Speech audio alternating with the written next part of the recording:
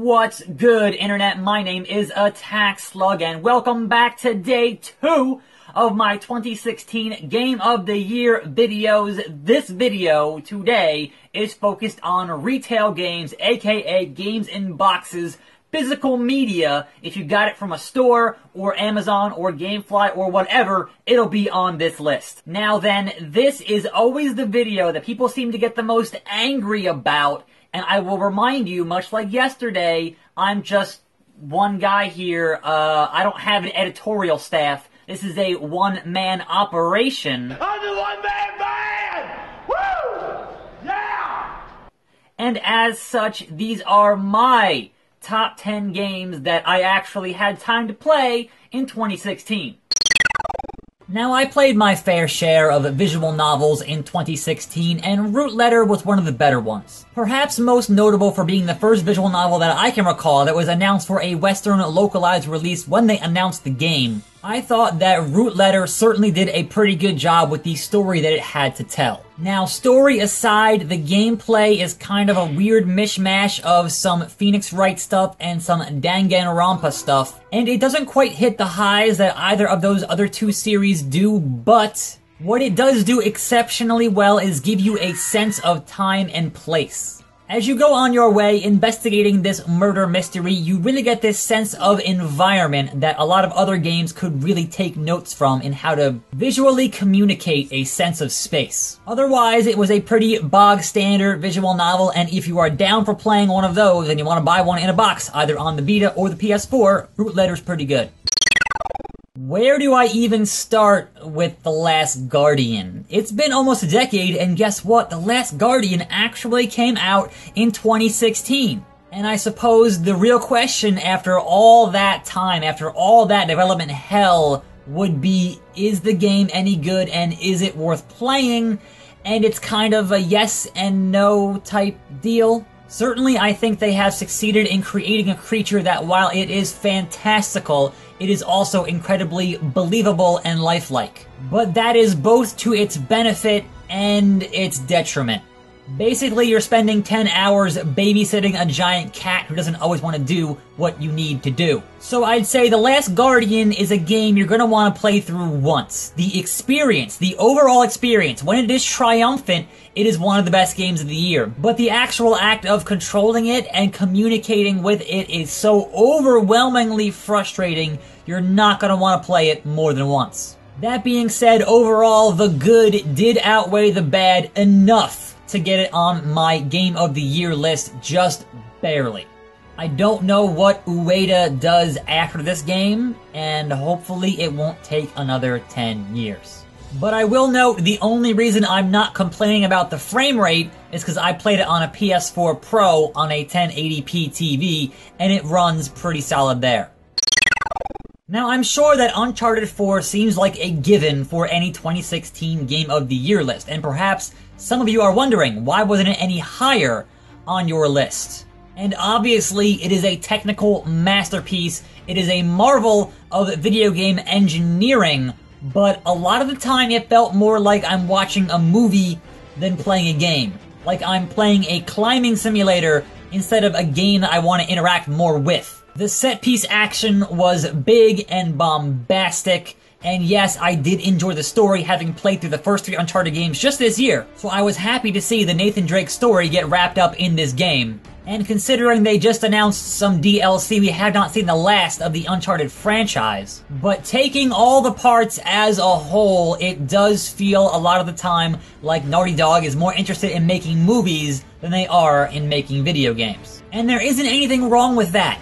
It's just, the gameplay in here was pretty good, I just needed more of it to play.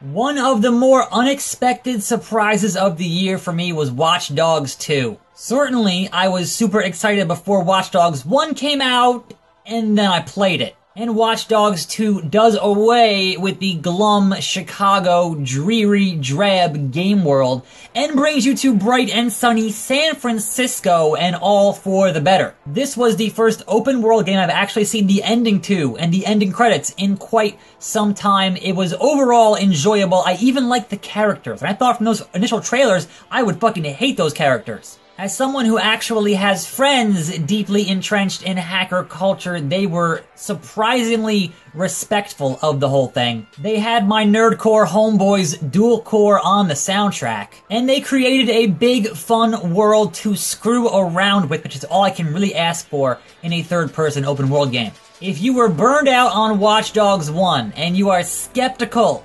about Watch Dogs 2, give it a shot. They've kind of righted a lot of the wrongs from that first game and then went above and beyond even that.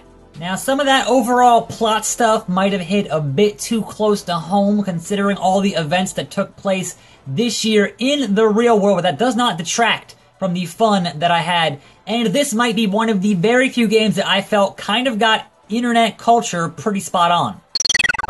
I'm not really sure what I say about Dark Souls 3 that I haven't already said on this channel about Bloodborne or Dark Souls 2 or Dark Souls. We're 5 games into this thing now. You should already know what to expect here when you get into a From Software game. So Dark Souls 3 is the third Dark Souls, for better or for worse. Now perhaps if you are the kind of person that likes the lore side of this may or may not give you a satisfying ending to the Dark Souls trilogy. But personally, I come to Dark Souls for difficult games that have disgusting monsters that I can stab in their stupid faces. And once again, this game provides that in spades. So you probably already know whether or not you are the kind of person who can appreciate this very specific style of game that From Software produces. So I suppose really the question now becomes, once we have finished praising the sun, what is next? What is next year? Is there a Bloodborne 2 in the works or something completely different? Whatever it is, I'm gonna play it and it will probably be on my list next year or the year after, depending on when it releases. So, Tokyo Mirage Sessions, Sharp FE, that infamous collaboration between Atlus and Nintendo, the only Wii U game that I bought this year, or that I thought was worth buying this year. A turn-based RPG centered around J-pop idols, and a game that was surrounded in controversy before it came out because of Nintendo of America's censorship policies. I wasn't really sure what I was actually going to get into when I first started playing this game. However, good news. It's mostly a traditional Atlus dungeon grinding, press turn system, turn-based RPG, and those are pretty much always fantastic. So yes, the story is full of tropes and archetypes and general anime bullshit, but as someone who has no problem with sparkly anime bullshit and can drill down into the core of the gameplay, Atlus continues to be one of the finest RPG makers on the planet. Regardless of what you think about the thematic styling of the game, you have to admit it is super stylish. From the menus to the character designs to their version of Tokyo, this game finally welcomes an Atlus RPG into the HD era. Took you guys long enough. And if anything, it just whets my appetite for Persona 5 in just a couple of months. So if you love RPGs and you own a Wii U, you don't have a lot of options. What are you waiting for? I know. The hardcore Trackmania PC crowd is not that big on Trackmania Turbo. But as someone who picked it up on PS4 this year and pretty much focused on playing the single-player challenges, I found it to be phenomenal. It really scratched that time trials itch I've been hankering for since we're still waiting for a new proper Trials game from Red Lynx. It is the amount and the variety of content that really pushed it pretty high up on my list. There were the 200-something single-player stages, there was Double Driver, there's the online. I understand is not going to be as good as previous Trackmanias, or not as wacky as previous Trackmanias. And the icing on the cake was that they added, free of charge, 40 virtual reality stages. And I will say that is some of my favorite VR content I've experienced this year. So in my opinion, long live Trackmania Turbo. Perhaps not on the PC, but I think the console version on PS4 is fantastic. Zero Time Dilemma, you could have been the one. The third and final entry in the Zero Escape series, and as we discussed in yesterday's video, I love escape room puzzles. This game may have been too ambitious for its own good. I think because it had to follow up on those previous two games, and certainly do not play this game without playing 999 and Virtue's Last Reward. Those are required before playing this game. I think they tried way too hard to have another big twist reveal at the end, and it just sort of fell flat. But the reason it is so high on my list this year is because up until that last hour, the twists and turns and reveals in this game were just full of just goosebump, holy shit moments. That alone is enough to get it this high on the list. But the ending just didn't quite get it into that #1 spot. Now granted, there were time constraints, budget constraints, this game almost didn't get made. It is a damn miracle it came out in the first place. So do not let me deter you from playing it. Playing the trilogy as a whole is certainly one of my favorite gaming trilogies of all time. Now, speaking of games where the ending was not quite what I expected, we have Steins Gate Zero, the follow-up to my #3 retail game on last year's list. This was a sequel I never knew I would have wanted because Steins Gate wrapped up in such a definitive and satisfying way. But here's the magic with time travel. It's time travel. And because this game deals with the world line theory of time travel, we go see a different world line where we failed from the first game. And over the course of this 20-hour story, we meet characters both new and familiar, and they somehow managed to follow up one of the greatest visual novels ever with another super solid and amazing story that had twists and turns I wasn't even expecting. So of course the question is, what prevents this game from being #1 instead of the actual #1 game? And again, it comes down to the ending. Now I know, making sequels is hard. Certainly when you've tied up your original thing so well, having to revisit and then go a different direction is difficult. But the way this game ends felt like there could be more. The way they leave it off certainly does feel like, well, perhaps they're planning another sequel. And certainly, if they plan another sequel, I'll totally play it. But I'm always more of a fan of narrative hooks that tie up neatly as opposed to ones that leave a couple of things open where you want to see what's going to happen and then you get the ending credits and then you're just done. But overall, if we get a new Steins Gate in like 2 or 3 years, I am perfectly okay with that. But as with Zero Time Dilemma, if you have not played the original Steins Gate or watched the anime, which is a pretty good adaptation, don't play Steins Gate Zero. Almost all this stuff is just going to go way over your head. You're not going to get any real value out of it. So this is yet another win for visual novels this year. El Sai Kongru. If you had told me last year that a new Doom game would be my #1 game for 2016, I would have laughed in your face. I have never seen a game defy expectations like Doom has this year.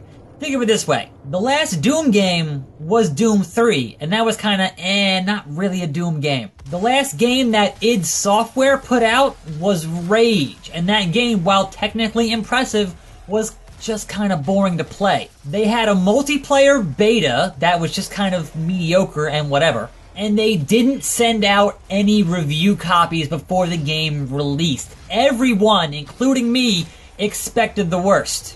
Considering all that, and the fact that it was in development hell being scrapped and rebooted, it is a damn miracle it came out as phenomenal as it did. This is a game that can stand on its own even outside the obvious nostalgia bubble. They have taken the Doom formula and they have modernized it for 2016. There are so many incredibly smart and savvy gameplay design tweaks in here. They are simultaneously playing both to the old crowd and the new crowd. And even the story, which is not really why you come to a Doom game, was both smart and clever, and plays on the fact that this is a reboot / reimagining and still takes it in a new direction. The fact that a first-person shooter not only made it on my list, but made it to #1 on my list, considering my usual taste in video games, is a testament to how goddamn amazing Doom is. It is the best game I never knew I wanted, so now that we have successfully rebooted Wolfenstein and Doom, I'm really curious what they're going to do with Quake next year. And if I had a category for soundtrack of the year, this would be on that too. So there you go, 2016 retail releases in the bag. So feel free to get mad down in the comments below. Let me know what your top 10 games are down in the comments. That's cool. I'm always about learning and finding and playing more video games. So tune in tomorrow for one final Game of the Year video. All the other stuff I cram in that last video. I'm attackslug. Thanks for watching. More videos every day. And I'll see you next time, right here on this channel, and I'm out.